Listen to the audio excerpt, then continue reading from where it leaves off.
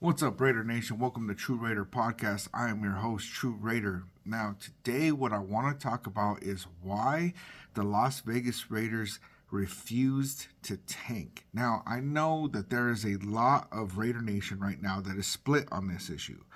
There's a good majority of people that say it's just win, baby. You don't ever want to tank. You don't do that to an organization. And then there's the other half of the nation that is saying, since we're having such an awful season, let's go ahead and just lose out, get a quarterback, get a top draft pick. That way we can build our franchise for the future. Now, for me, I was not okay with tanking for a long time. And then when we got to the bye week, I really made a decision that, moving forward, since we are already having such an awful season, to lose and get a top pick, it gave me something to root for. It really got me excited just seeing every week we'd lose again and be like, yes, we're one step closer to a quarterback. Maybe that can pull us out of where we're at, because really just this season has just been horrible, right? Now, the reason why the Raiders don't care what us fans think as far as tanking is because a lot of these guys on the roster, they're fighting for a job. A lot of them are fighting for a job in the NFL, whether it's coaching staff, whether it's players. Many of the players on our roster are not guaranteed a spot moving forward. And that being said, if they don't get another contract through the Raiders, if they're not able to stay on the Raiders roster, they may not be on a roster on any other team. It happens to plenty of NFL players where, they lose their roster spot and they never get one again. And that's the end of their career. I mean, look at Hunter Renfrow. He was a free agent all season. Nobody picked him up. And so he's probably going to end up retiring. He's probably never going to play an NFL snap ever again.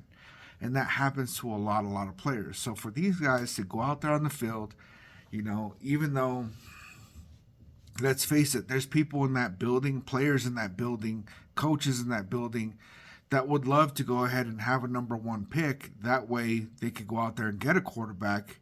That way the next couple of years can start actually gaining some traction and maybe having some winning seasons. Now, that's not guaranteed for all players. I mean, even Max Crosby came out and said that he understands why fans would take that stance. And I think that Max Crosby understands that too. He doesn't want to lose anymore, and he knows that if we don't secure a good quarterback moving forward, that's what's going to happen is the Raiders are going to lose, right? And that's not always true. I do believe that there's a possibility if we rolled forward with Aiden O'Connell that we could be in playoff contention, but I don't see him winning playoff games and taking us to the Super Bowl. I don't see that. I like him, but I don't see that coming. So another reason is the coaches, right? So not only are players just fighting to have a spot in the NFL, so are coaches, coordinators, all the way up and down the line. These guys are not guaranteed to be able to pick up another job in the NFL. If they lose this position, let's say Antonio Pierce gets fired after this last game against the Chargers. If Antonio Pierce gets fired, all of a sudden everybody on the entire coaching staff is probably going to get scrapped. If you bring in a new head coach, that new head coach is going to want their people. They're going to bring in their, all their trainers. They want their coordinators. And so all of these guys, basically what they're doing is they're either fighting to keep their job with the Raiders or they're trying to make it to where another NFL team will potentially hire them. And it all makes sense to me. Now, we're at a point where we're at pick number 8. We are not in contention for one of the top 3 picks anymore. It's just, the likelihood of that happening is just like zero, basically, right? And so now it's at a point where moving into this Chargers game, those of us that had gotten okay with tanking, what do we feel about? Do we want to win? Do we want to lose? For me, at this point, it's just one baby, right? I would definitely love for us to go out there and end the season by beating the Chargers. I think the furthest we could move down is pick number 10, and going from pick 8 to pick 10 isn't horrible. I mean, it doesn't change a whole lot, because really what's going to happen in this draft is one of a few things, right? First option is probably that we're going to be drafting best player available. I don't see us going and moving a bunch of draft capital to move up and get Shedeur Sanders, right? I know that Mark Davis put a mandate out to get a quarterback this year, and I know he likes Shedeur Sanders, but he did not say to draft a quarterback. He said to get a quarterback, which means that he's not sold on Aiden O'Connell being the guy moving forward. And I know Antonio Pierce said that, Aiden O'Connell is basically, going to be an NFL starting quarterback. I don't know that a whole lot of other people feel that way. And I think that the only way that happens is if Antonio Pierce is our coach next year, and if we don't end up getting either a rookie or free agent quarterback. Now, the only other thing I could think of is if we drafted a quarterback in the second or third round and they wanted to sit them for a year behind Aiden O'Connell, I could see a world where that happens. But something that really kind of confused me with this whole thing is Mark Davis saying that he wanted to win out, and that was all the way since the Falcons game. And there's a whole lot of speculation on why that could be, because there's been reports that, that Mark Davis is sure that he's going to get Shedeur Sanders or Cam Ward no matter what. I don't really think that that's true. I don't really think that he is that strategic, I think that there was a whole lot of heat that was coming down because, everybody believes that the Raiders were tanking on purpose, right? Which is illegal. And so I think that he was in a position where he is probably catching a lot of heat off of this. And since he was catching heat off of this, he's going out there and he's publicly saying, I want to win. I mean, who wants to get in trouble for that kind of stuff? There's a lot of things, consequences that can happen as a result. And so I'm sure he wanted to dodge all that stuff. Now, as far as,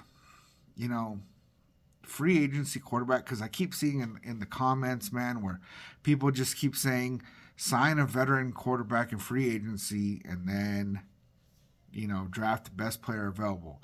And I love that. That sounds great, right? But I keep asking people, who is the quarterback in free agency that you want to sign? And I'm not getting any answers. The best answers I usually get is Sam Darnold. And Sam Darnold is probably not going to be available.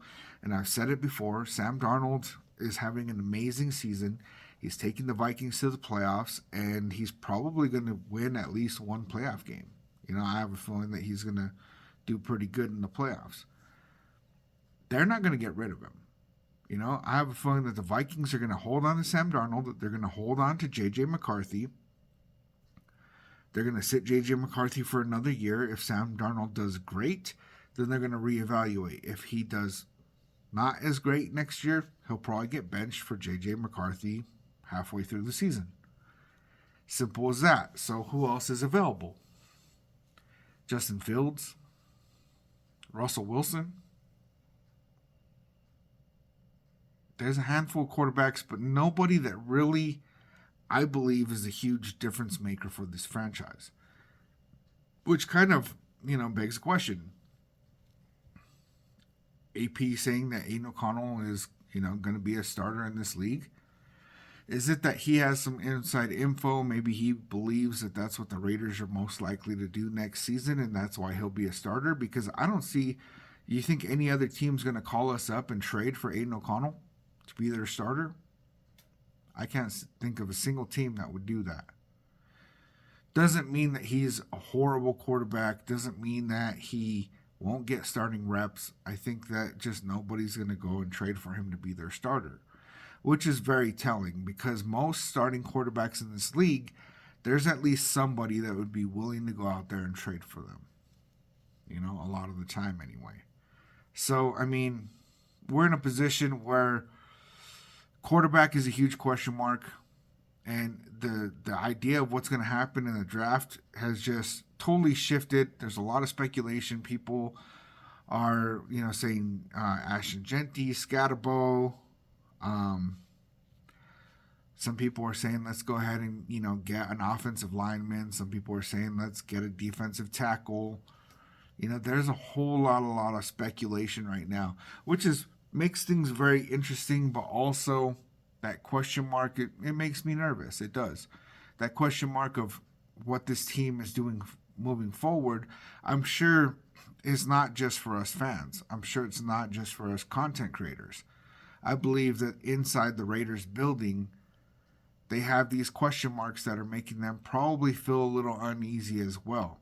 Because if they do not secure a quarterback and they're looking to, make a change at head coach, what head coach is going to want to come in here with a huge question mark like that? It's not like we're in the prime spot to build. But if you look at these franchises, right, the successful franchises in the NFL, many of them did not have a year where they just totally tanked out and they were number one in the draft, and then all of a sudden, like the Commanders, right? They were picked number 2 last year, and then all of a sudden they're in the playoffs. Most teams don't get to the playoffs that way. Most teams are picking, between 10 and 20, and they're finding those players. A big reason why the Raiders are doing so bad that they have been lately is because we had many years where we had absolute busts in the draft. We had a bunch of missed draft picks. We had Henry Ruggs go to prison. We had several of those number 1 picks, first round picks, that actually aren't even in the NFL anymore. And the only first round picks that we have on our team over the last, decade would be Colton Miller and Brock Bowers. So Tom Telesco being in a position where he drafts well, especially in the early rounds, puts us in position where, I don't think it really matters that we get a quarterback this year, especially because a lot of people say a lot of negative things about the quarterback class this year. And so maybe it's just not the year for us to draft a quarterback. Let's go out there, get best player available. I do believe that Tom Telesco is going to do a good job in this draft. Let me know what you guys think in the comments. That's about it for my break time. Catch you guys on the next one.